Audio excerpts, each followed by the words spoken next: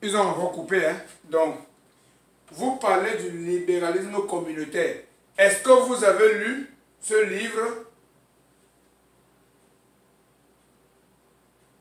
Ma position actuelle est due au fait que j'ai lu ce livre du fond en comble, de la première à la dernière page.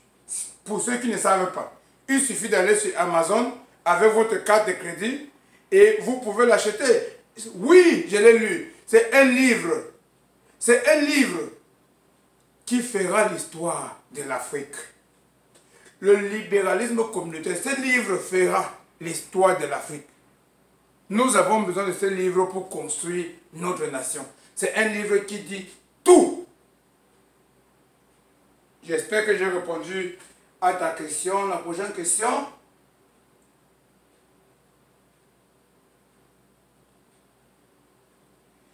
Tu apprécies beaucoup Bertrand Tachinda, alors que c'est un aboyeur.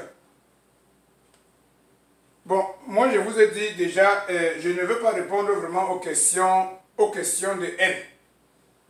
Quand vous dites déjà que Bertrand Tachinda c'est un aboyeur, je vais vous dire qui est Bertrand Tachinda.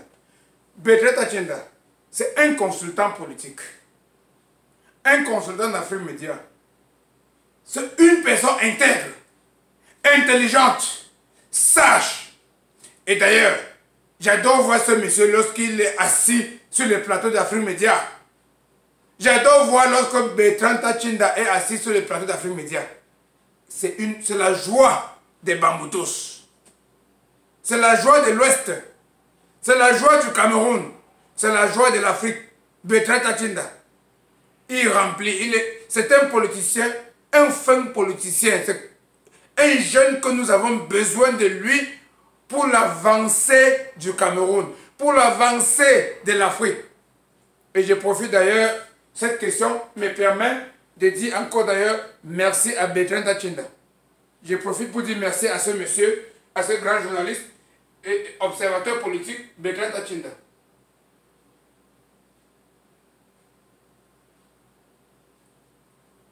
Apparemment, tu es membre de GF1.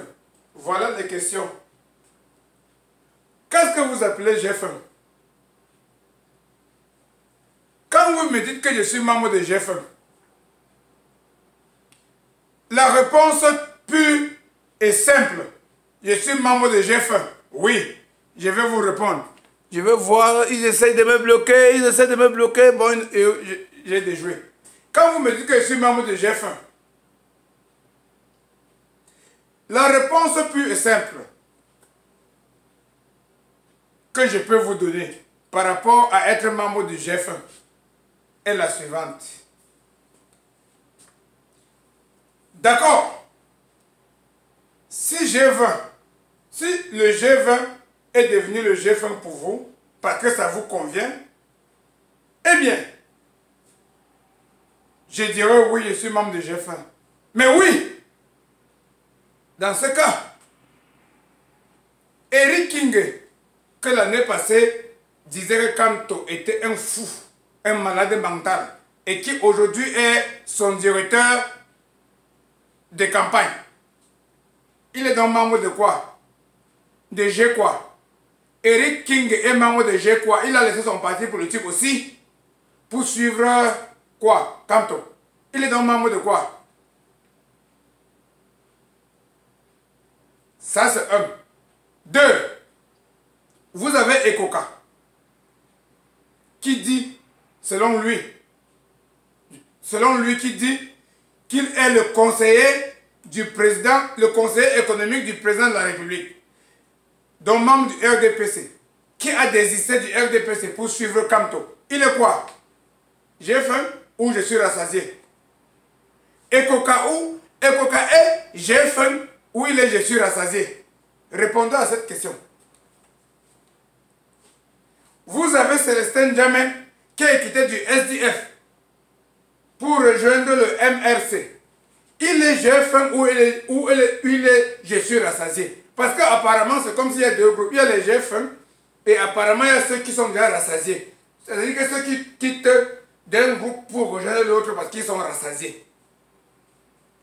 Djamé est rassasié ou il a faim? moi. Répondez. Répondez à ces questions. Vous avez Nietzsche qui a fait la déclaration hier pour dire qu'il soutient le MRC. Nietzsche, le noble Nietzsche du SDF. Comment nous allons l'appeler? J'ai faim ou je suis rassasié? Il a faim ou il est rassasié, Nietzsche?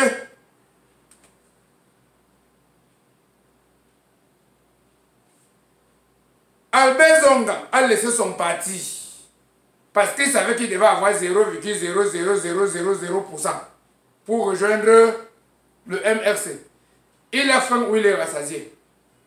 J'espère que j'ai répondu à ta question. Allons-y. Je vais encore prendre quelques rares questions. Que pensez-vous de Jean-Gilbert Baoula? Est-ce qu'il est vraiment le fils du président? Oh mon Dieu, mon roi. Mon Dieu, mon roi. Vous me demandez si Jean-Gilbert Baoula est le fils du président? Mais je ne suis pas un médecin légiste. Je ne suis pas un médecin qui fait le ADN. Allez faire le ADN, ce n'est pas moi. Un monsieur qui a la même face que le président de la République. Un monsieur qui ressemble au président du fond en comble et qui fait des déclarations vérifiables et qui n'a jamais été inquiété dans notre pays. Qui d'autre peut le faire sinon le fils d'un président de la République? Ça, c'est une question vraiment, je ne comprends pas pourquoi vous posez des questions.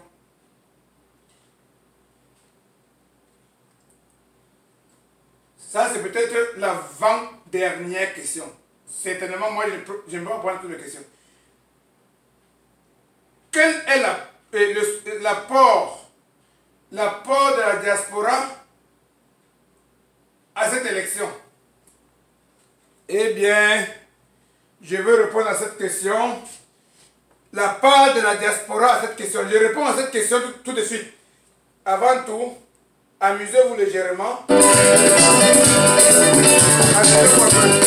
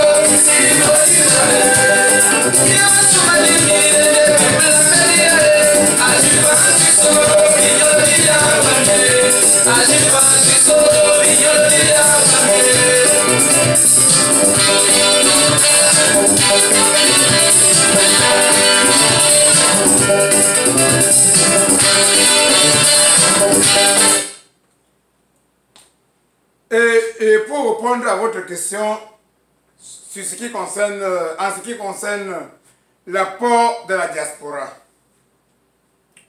je vais être très bref là-dessus parce que c'est un problème que j'ai déjà répondu d'ailleurs par ailleurs lors de mes propos préliminaires.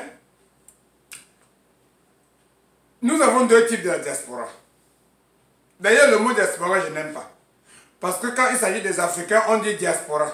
Quand il s'agit des Français, on dit ressortissants français, ressortissants américains, ressortissants chinois ou chinois vivant au Cameroun.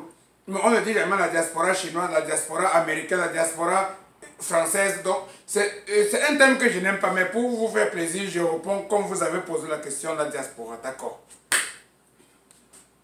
Nous avons deux types de diaspora. Il y a une diaspora nuisible. Une diaspora nuisible que, après avoir raté dans leur propre pays, après avoir échoué dans leur propre pays, a immigré à l'extérieur. Maintenant, étant à l'extérieur, ils tendent encore à échouer. Ils font les mêmes erreurs qu'ils avaient fait dans leur pays. Ils tendent à échouer.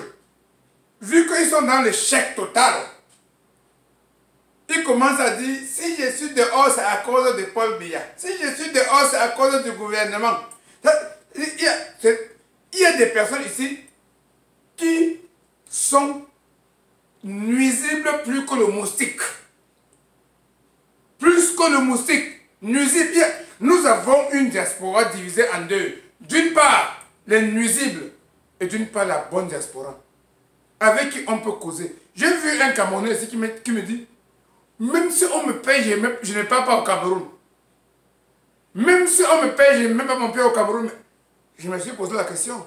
Tu mettras ton pied au Cameroun, mais certainement ton cadavre sera au Cameroun après ta mort. Donc il y a une diaspora nuisible, nuisible, nuisible. Vous avez vu, ils ont dit, oh, le RDPC a eu 10 voix aux États-Unis, mais les États-Unis comptent 50 États. À supposer que dans chaque État américain, nous avons seulement un seul membre du RDPC qui vote. Est-ce que le RDPC peut avoir 10 voix? Donc c'est pour vous dire que nous avons une diaspora nuisible, manipulée, déshumanisée. Nous avons une diaspora déshumanisée. Déshumanisée. Nous avons une diaspora déshumanisée. Je le dis et j'assume. C'est la vérité. J'ai des amis ici, j'ai des personnes de connaissances ici, dans la ville où je vis,